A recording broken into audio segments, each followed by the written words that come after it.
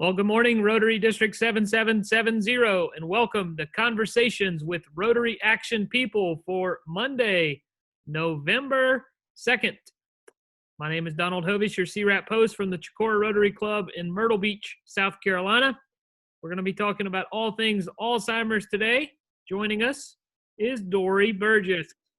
We're glad to have her. Look forward to your presentation here in a few minutes.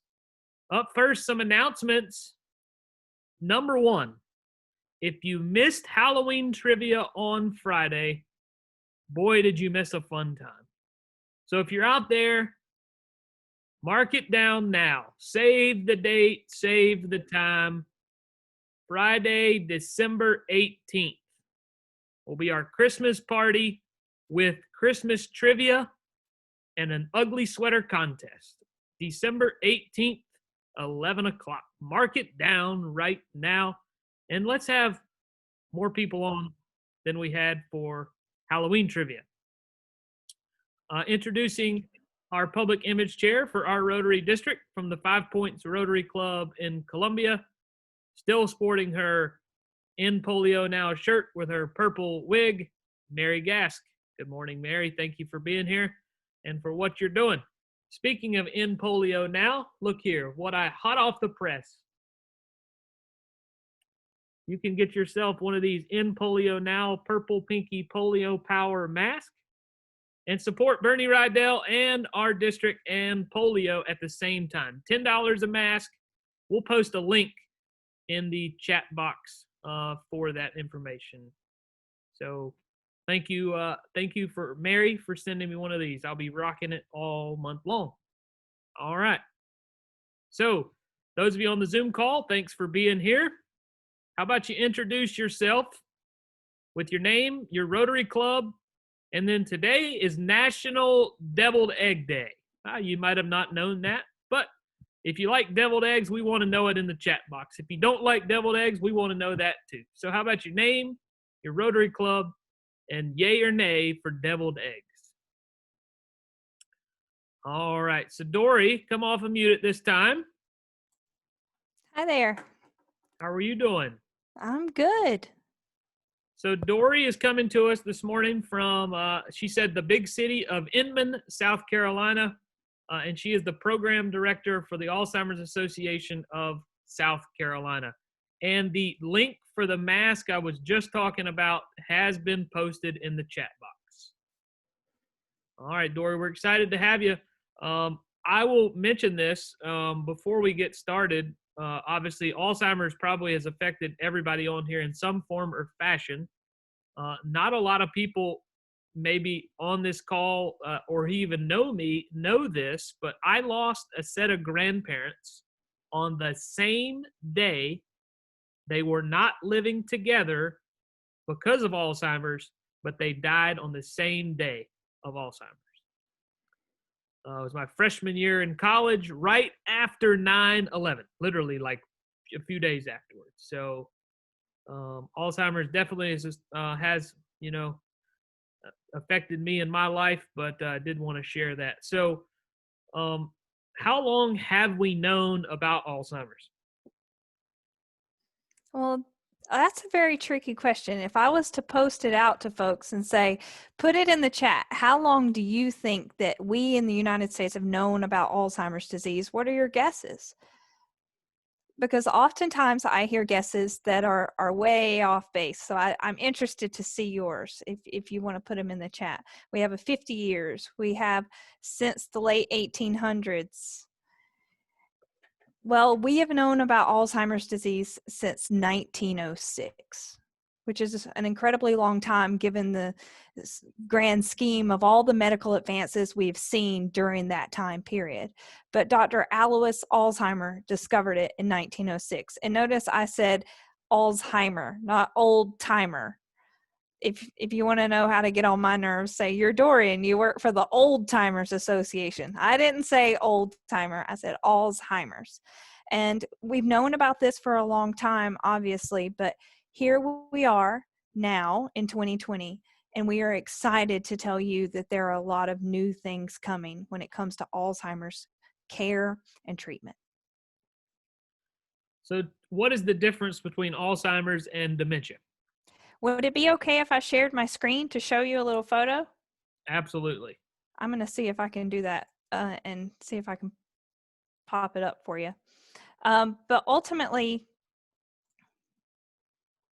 when we're talking about the difference between Alzheimer's and dementia, let me see if I can get the illustration up for you because I think it'll be most helpful. Can everyone see that? Looks like it's coming up now. Got it. Good. Okay. So if you'll notice that, I'll do from the slideshow so we can make it bigger now that I know you can see it.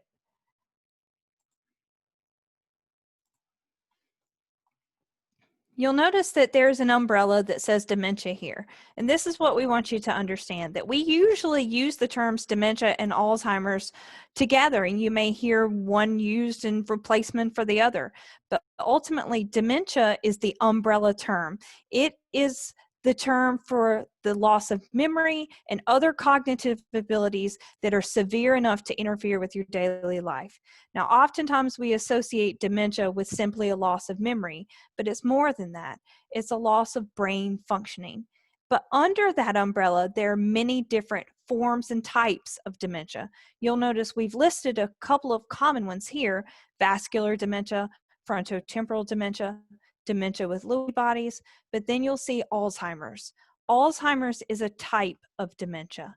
It accounts for in between 60 to 80% of all dementia cases. So it is the most common form of dementia. It's why you'll notice that oftentimes people use the two terms interchangeably. But you'll see that dementia is caused by physical changes that are happening in the brain. So it's not just a loss of memory, but it's actually physical changes as well.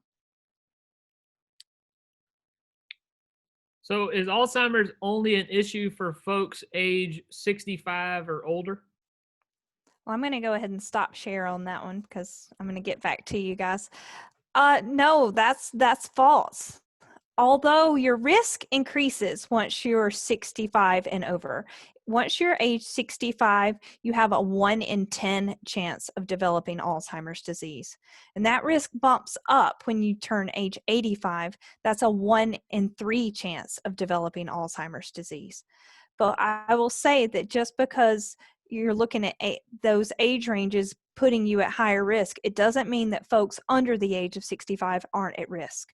There is what we call early onset Alzheimer's disease, meaning that you developed the disease prior to the age of 65, and that happens too. So we don't want people to associate this with simply age, although age is a big risk factor.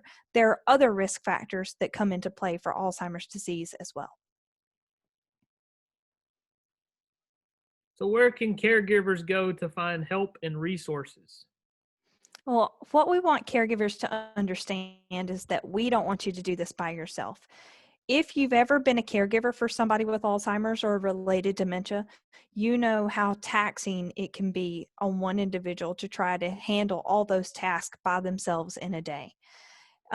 Ultimately, through the disease progression, through early, middle, and late, caregiving roles, responsibilities, and duties will increase. Their relationship roles will change, and it will bring in a lot of stress and undue issues that folks have never had to deal with before. At the Alzheimer's Association, we want to ensure that caregivers never have to face this alone. So we hope that people understand what we are doing, even though right now we're doing it remotely. As I mentioned, that I'm reporting to you from Inman, South Carolina, where we do love deviled eggs, by the way. But keeping that in mind, that we have resources for caregivers like virtual education programs where they can log on and learn how to change effective communication strategies with folks as the disease progresses, understand and respond to dementia-related behaviors, and lots of other educational components in those virtual programmings. Also, we have caregiver support groups. If you've never been a part of a support group, and you are caregiving for someone, I encourage you to log on. Being involved with a group of your peers who are facing the same thing that you are facing is an added resource for you to get support, tips, strategies, an opportunity to vent, to laugh, and to navigate this illness. And again, this is all from the comfort of your own computer sitting in your own home. We understand that it might not be possible for you to be able to attend a virtual program while you're at home with your loved one. And we've taken that into account. We offer a sitter respite voucher with the South Carolina chapter of the Alzheimer's Association. So if you want to attend a virtual program, you can fill out this application and we will pay at no cost to you for in-home care for the duration of time that you need to attend these virtual programs, so that you can go into a separate room, be at your computer, and know that there is an in-home care aide with your loved one, so that they don't have to be left alone, so that you can have the privacy that you need to be able to get the resources to navigate this illness. And you can find all these virtual programs at alz.org/sc. Excellent. We'll get that posted in the chat box too, so people have a link right to the website. If you have a question for Dory, Mary, I know you had a question. Would love for you to post that in the chat box. So talk to us now, Dory, a little bit while we maybe have some questions that'll come in. What are some latest updates with Alzheimer's research? I'm glad you asked that, because there's some exciting stuff happening. First of all, I had mentioned risk before, and we know that age puts us at risk. We know that our genetics put us at risk, and those things are out of our control. But there's something else that can increase our risk for Alzheimer's disease, and that's our lifestyle factors. That could be a lack of physical health and exercise. It could be diet and nutrition. It could be a lack of cognitive stimulation. But ultimately, what we're looking at is that our lifestyle factors can play a role in our development of Alzheimer's disease. There is a research study going on right now called the U.S. Pointer Study. And this is happening at some universities around the United States. But ultimately, they're looking at how lifestyle factors and how modifying those factors can help us reduce our risk of cognitive decline as we age.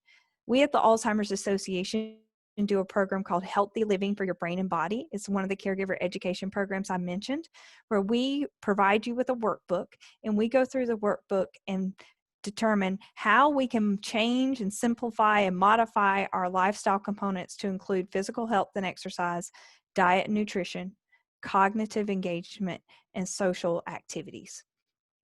Because the research studies have shown that groups who changed and modified their lifestyle components developed less cognitive decline as they aged. There was a significant enough results in the study that they began pushing this out. And it's not only happening in the United States, but this is happening in Singapore, UK, Australia, lots of different countries. And it's called the Worldwide Finger Study. So this is exciting times, and being able to take some control back from Alzheimer's disease and take some personal initiative and not wait on the science to catch up. But as far as the science goes, there's some exciting stuff happening there too. Biogen is pushing for FDA approval for a medication called aducanumab. And aducanumab showed promising results in reducing confusion and other dementia-related symptoms in studies with folks with mild cognitive impairment. There was enough positive results that they are through with phase 3 of clinical trials and pushing for FDA approval. So this is exciting times. We haven't seen something like this. The medications that are on market now do not slow the progression of Alzheimer's disease. They treat the symptomatic components, but they don't slow the progression. But this would be a medication on market available to the public that could slow the progression of Alzheimer's disease. So this is a big happening. A lot of things happening in 2020 that might not necessarily be positive, but folks, this is a positive one, and we're very excited about it. Yeah, it sounds very exciting. There is a comment posted in the chat, actually 2 comments here. One says, my brother-in-law developed early onset at 60 and died at 70. And then the Hilton Head Island Rotary Club helped fund an Alzheimer's Respite Center, Memory Matters. That's really cool. And then, Dory, I don't know if you're familiar with a lot about Rotary, but there's a thing, what we call the CART fund in Mhm. Rotary. It's called Coins for Alzheimer's Research Trust. That was started in our district here in Eastern South Carolina by a gentleman named George Ackerman in Sherraw. And then Rotary clubs around our district and now other districts around the Rotary world have adopted this to where we have blue or red buckets on our tables and people dump coins and or that green stuff in the buckets to continue to further research. I think that's something really cool for South Carolina, but for our district and for Rotary in general. And the energy that Rotary has put into backing Alzheimer's research is really powerful, because I hear about it from non-Rotary members as well. People who haven't been involved in Rotary come up to me and talk to me about it and say, I've heard that Rotary does something. And I'm like, you're exactly right. And we are appreciative of all the initiatives that you guys do. Again, it's very powerful. And when the community takes notice, this is a big deal. It really, really is. So how do we know when to get tested for Alzheimer's? That's an excellent question. And if you don't mind, to answer that question, I'd love to do a screen share again. Sure. Just Absolutely. because I want to show you guys. I'm going to go back to my little slides here, if I can get them to advance. So when we talk about Alzheimer's versus typical age-related memory changes, because all of us are aging, and aging is a good thing, right? We should be happy about aging. But what's the difference between typical age and Alzheimer's memory changes? Well, typical age changes there on the right, that's going to be something like making a bad decision once in a while. It could be something like missing a monthly payment. Like for example, when remote work first started and there was lots of stuff going on, and I got up from my desk to go make a cup of coffee and no water came out of the tap. And I was like, what is happening?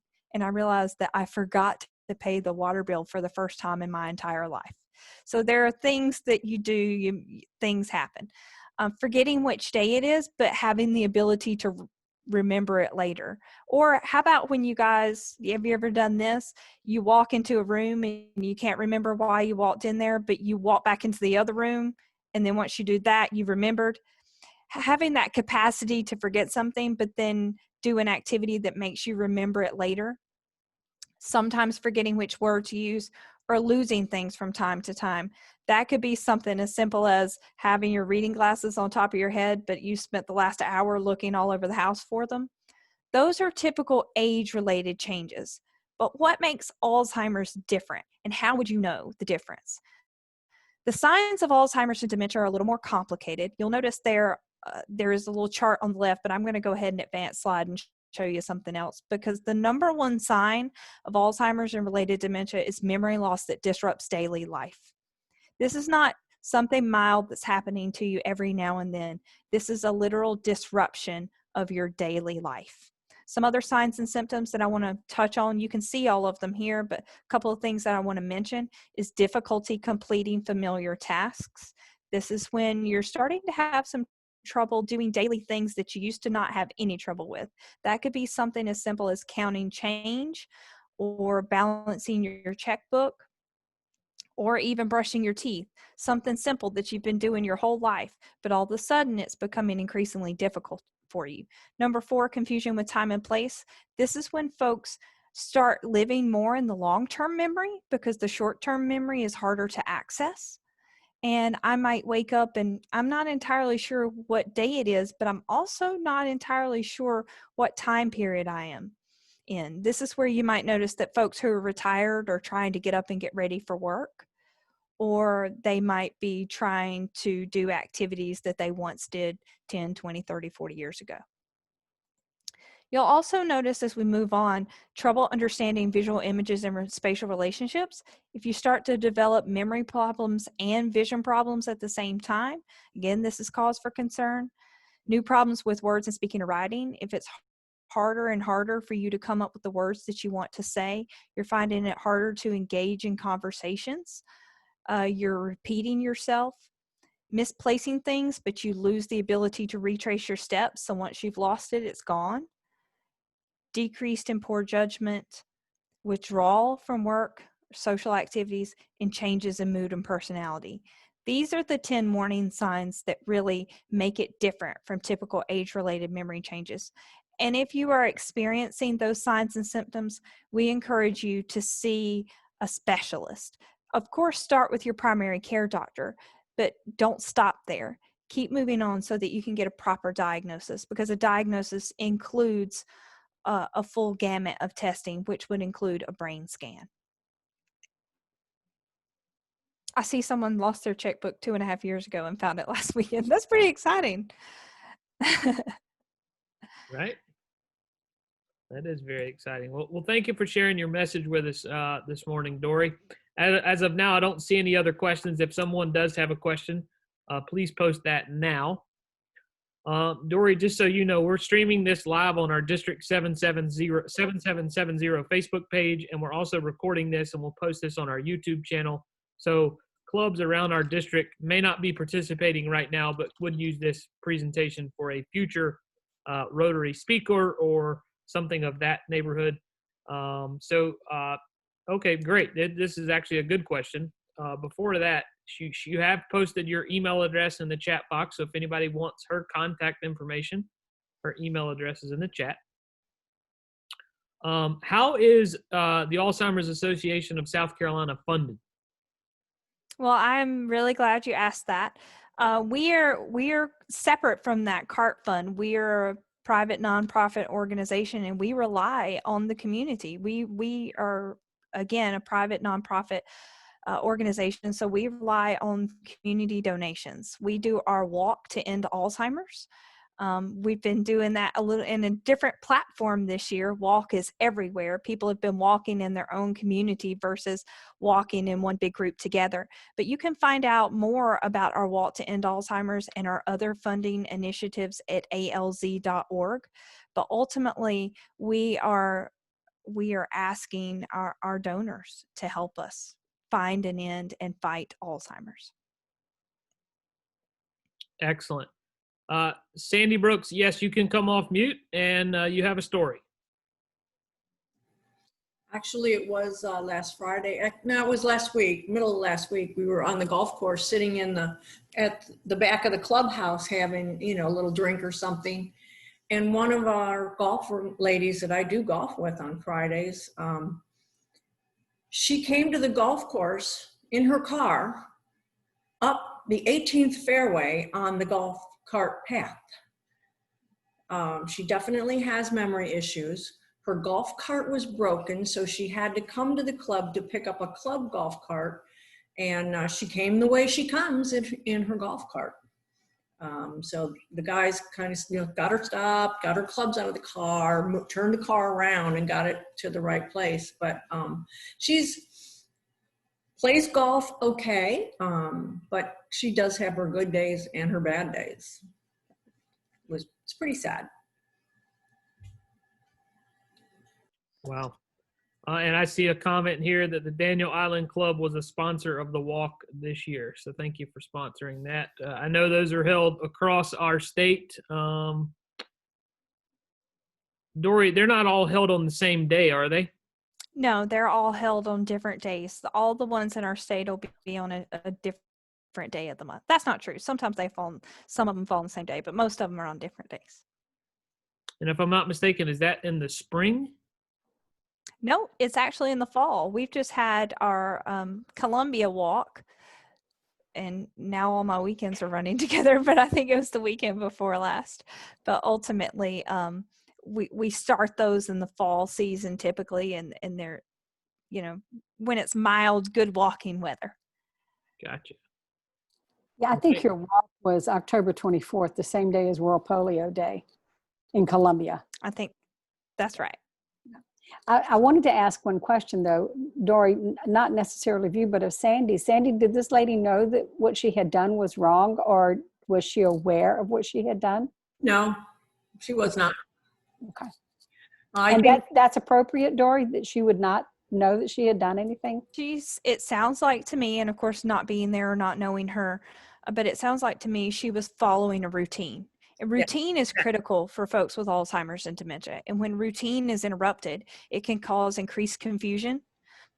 So it seems like because she was out of her routine with that golf cart, she wanted to follow routine, and that was going to happen no matter what. So it does sound appropriate that to her, she's just doing what she's supposed to be doing. Yeah, exactly. And I think her husband bears a responsibility of understanding that in a case like that, he should have driven her up to the golf course. We're talking, 2 blocks, in the neighborhood. So, but the golf club did talk to him about that kind And of. there are often times where we'll notice individuals can practice what we call quote unquote covering strategies. So they can be experiencing these signs and symptoms, but they can cover it up for quite some time.